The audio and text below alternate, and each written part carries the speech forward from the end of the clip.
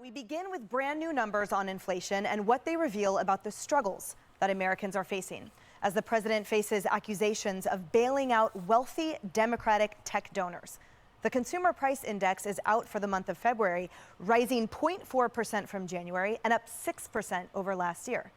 Food costs are up nearly 10% as a whole, and I don't have to tell you that basic staples like eggs have jumped 55%. Wow.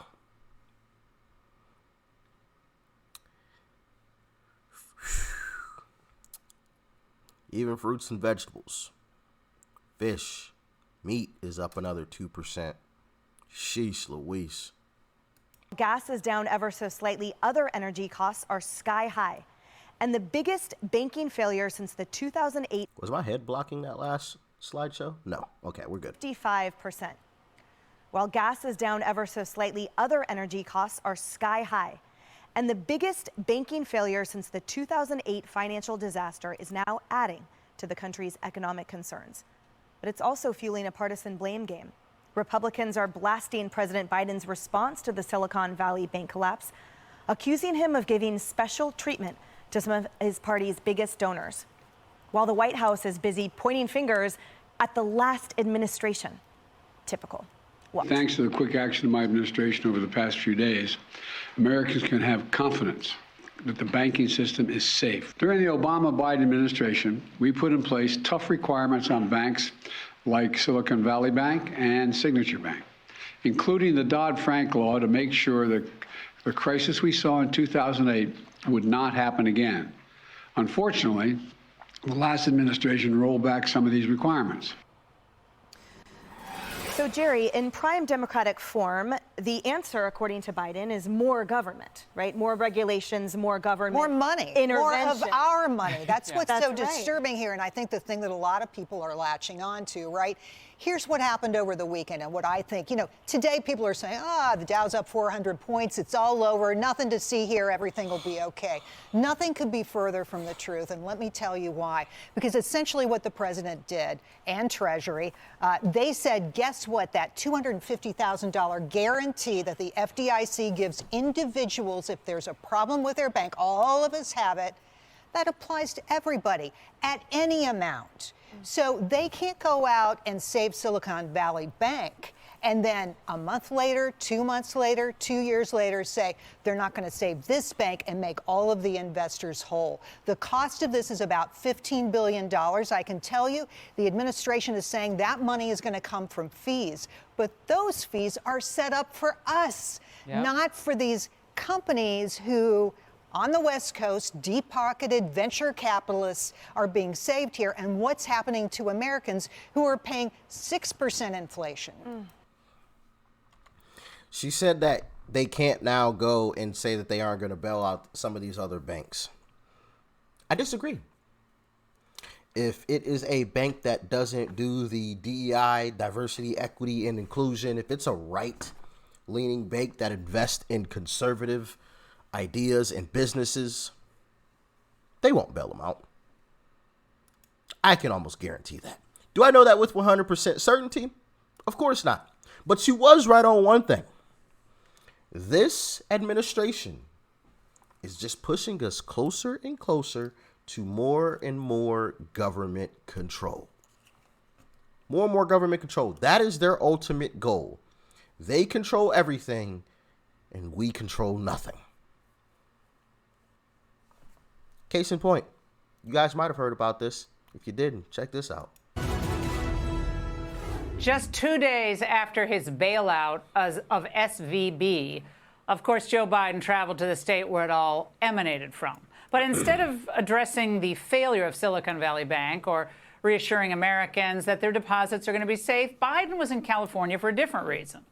First, this executive order helps keep firearms out of dangerous hands. My executive order directs my Attorney General to take every lawful action possible to move us as close as we can to universal background checks without new legislation.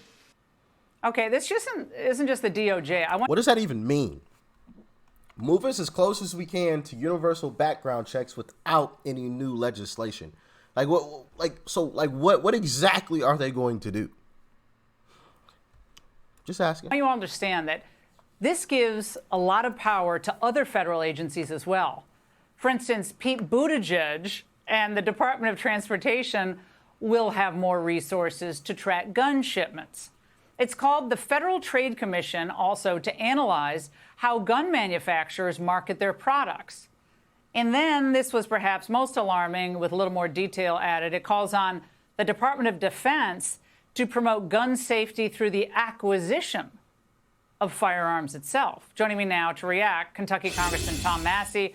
Congressman, I'm kind of surprised that no one seems to be paying attention to this executive order today. What do we need to know?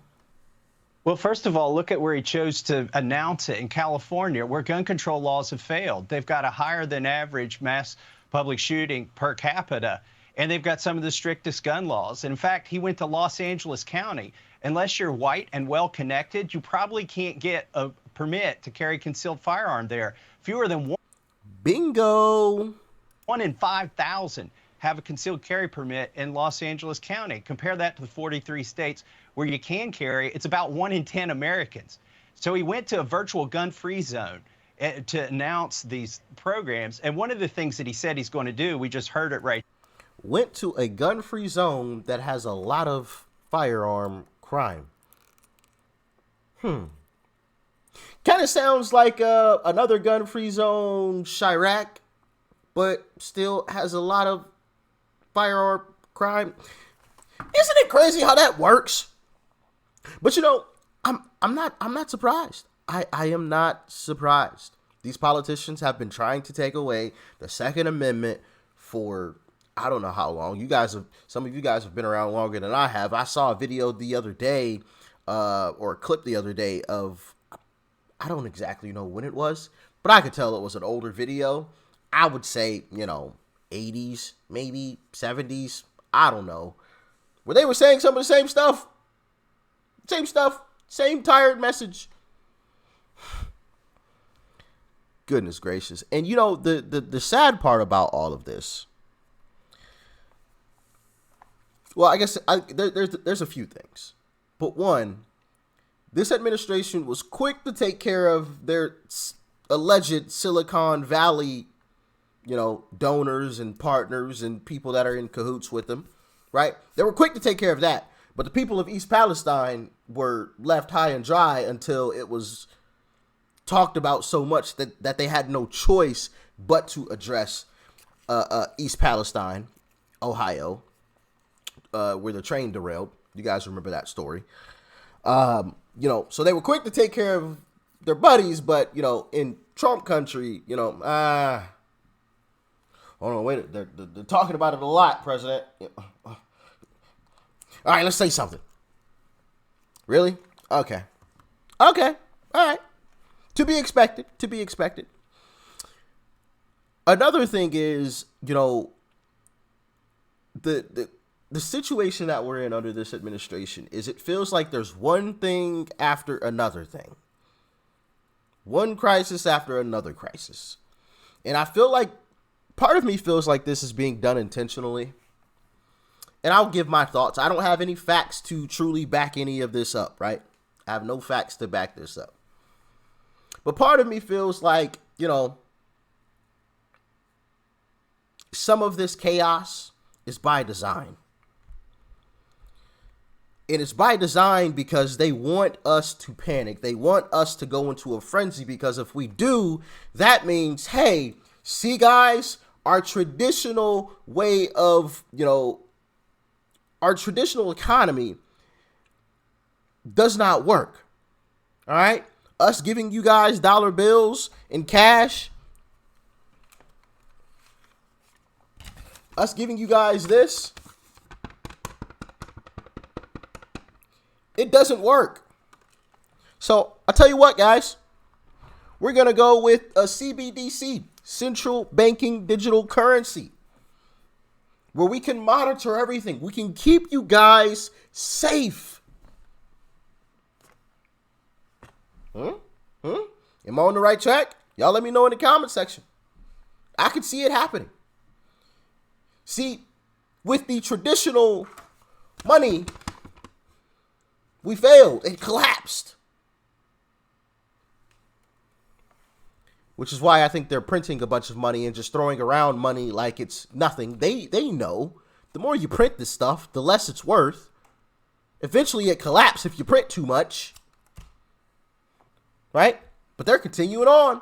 Joe Biden just proposed, hey, let me get another, I think it was 40 billion, 40 million, some crazy number. Asking for more money than he's already spent.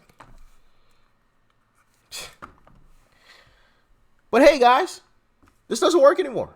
We can keep you safe, though. Don't worry. We've already got it figured out. Central banking digital currency is the new way, and we can monitor everything and keep you guys safe. Because remember, I feel like, and I don't have any facts to back this up, but I feel like their new tactic to take over things is to masquerade it as keeping us safe. We're going to take over the money to keep you guys safe. We're going to ban firearms to keep you guys safe.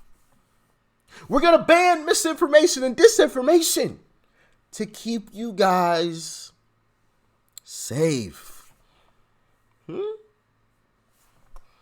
Like I said, I don't have any facts to back this up. This is all speculation, okay? So don't try to hit me with no, this is misinformation, okay? Listen, I don't have any facts to back this up. This is just my personal opinion. You guys can let me know how you feel in the comment section. But if we allow ourselves to slide into their hands, I think that's the plan. To roll things out as keeping us safe. Hey guys, we need a new way of internet. One that we can monitor and track where things are coming and going more easily. So we have this new internet that we're going to roll out for Americans. And it's just to keep you guys, say it with me y'all, safe. I don't know. Y'all tell me. Y'all tell me. Have you been hearing more about this safe stuff more recently from these leftist politicians?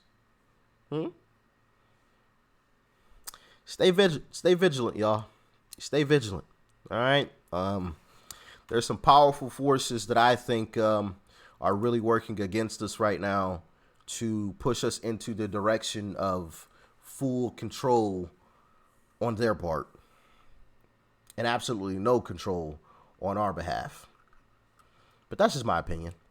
Maybe I'm wrong. I don't know. Maybe I'm some crazy lunatic and I have no clue what I'm talking about. I don't know. Maybe. Y'all talk to me in the comment section below. Like, share, comment, hit that subscribe button before you go. Peace and love. I'm out.